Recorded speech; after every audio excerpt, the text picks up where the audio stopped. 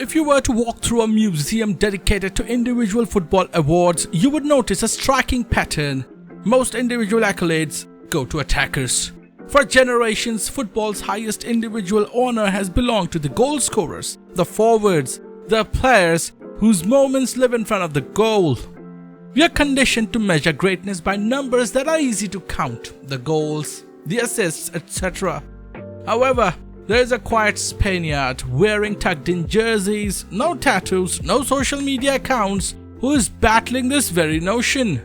His name is Rodri. The debate over whether a central defensive midfielder genuinely deserves football's most prestigious individual award goes deeper than just one player's trophy cabinet.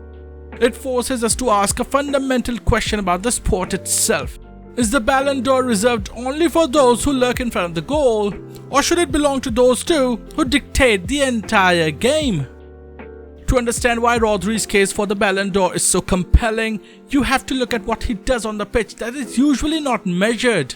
For decades, a defensive midfielder came in two molds: a relentless physical enforcer whose sole job was to tackle, break up opposition plays, and hand the ball off to someone more talented, or a playmaker who could sit deep and dictate tempo but required constant physical protection from a teammate nearby. Rodri successfully combines the two. Standing 6'3", Rodri brings the raw physical attributes of a defender. He wins aerial duels, shields his centre-backs, and overpowers aggressive opponents. Yet, the moment the ball touches his boots, he transforms into an elite playmaker. He possesses the spatial awareness, technical touch, and decision-making of the game's greatest playmakers. By combining both archetypes into one body, Rodri gives his managers an immense tactical advantage. He single-handedly fulfills two roles, allowing his team to field an extra attacking player further up the pitch, or a box-to-box midfielder who could provide even more attacking threat. This allowed his club and country to dominate their respective leagues and tournaments. When fans think of great defensive moments, their minds instantly picture dramatic sliding tackles, goal line blocks, and aggressive physical clashes. Those moments are loud, visual, and tailor-made for TV highlight reels. Rodri, however, isn't a defender's defender. His genius lies in the fact that he rarely needs to make a tackle at all. He plays football like a grandmaster sitting at a chessboard, calculating moves 3 or 4 steps before they happen on the board. He constantly scans the pitch, reads body language, identifies passing angles, and anticipates where the ball will end up long before it arrives. Instead of sprinting frantically across the pitch, Rodri makes micro-adjustments. A simple step 2 feet to his left closes down an open channel. A slight shift to his right blocks a passing lane.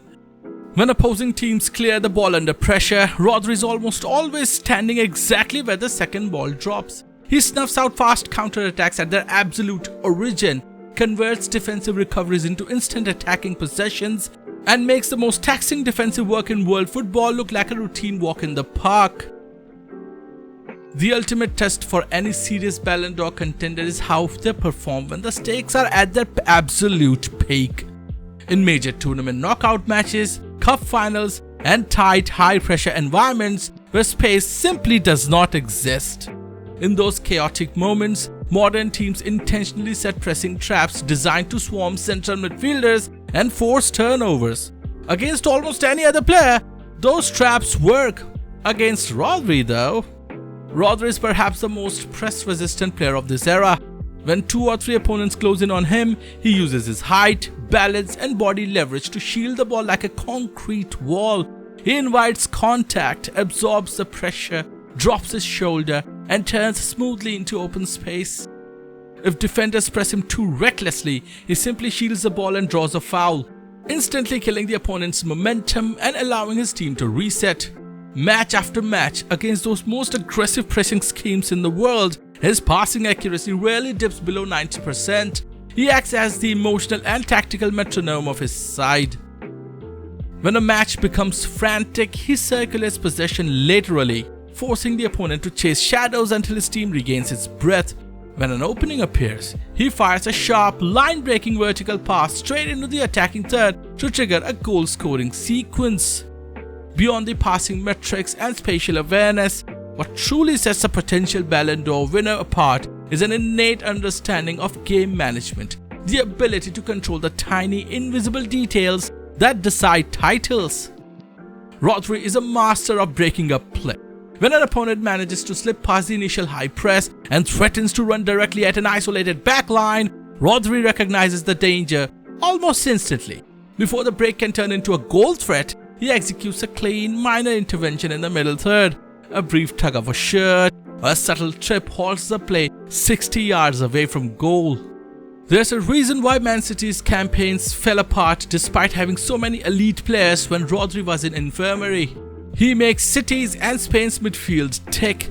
His individual accolades beside the team trophies his won speak for him. In his illustrious career, he's won 4 Premier League titles, 2 FA Cups, 3 EFL Cups, a Community Shield, a UEFA Champions League, a UEFA Super Cup, and a FIFA Club World Cup. As an international, he's won the Euros, the Nations League, and the recently concluded FIFA World Cup. In addition to all these trophies, he's won countless individual accolades like UEFA Champions League Player of the Season, FIFA Club World Cup Golden Ball, UEFA Euros Player of the Tournament, UEFA Nations League Finals Player of the Tournament, and the FIFA World Cup Golden Ball, on top of being the Ballon d'Or winner in 2024. If you just look at the last season, despite Rodri being injured for a lot of it, he still ended up winning 2 trophies for City. And we cannot forget the World Cup. So, does Rodri truly deserve another Ballon d'Or? If you believe that football's highest individual honor should only ever belong to the player who finishes the attack, scores the most goals, or provides the most assists, then the award will always go to a forward or an attacking midfielder. But if you believe the Ballon d'Or should represent total mastery over the sport, if it should honor the single most complete, reliable, and influential football on the planet, who dictates the outcome of matches from the first whistle to the last, then the case for Rodri is absolute. He did not just play the position of central midfielder, he completely redefines what the position demands in the modern era. Rodri proves that true footballing royalty does not always wear the crown of a goal scorer. Sometimes it patrols the center circle, governing the entire game. Thank you for watching. Like if you liked it, share if you found it worthy, and subscribe for more content like this. This is Salty Football.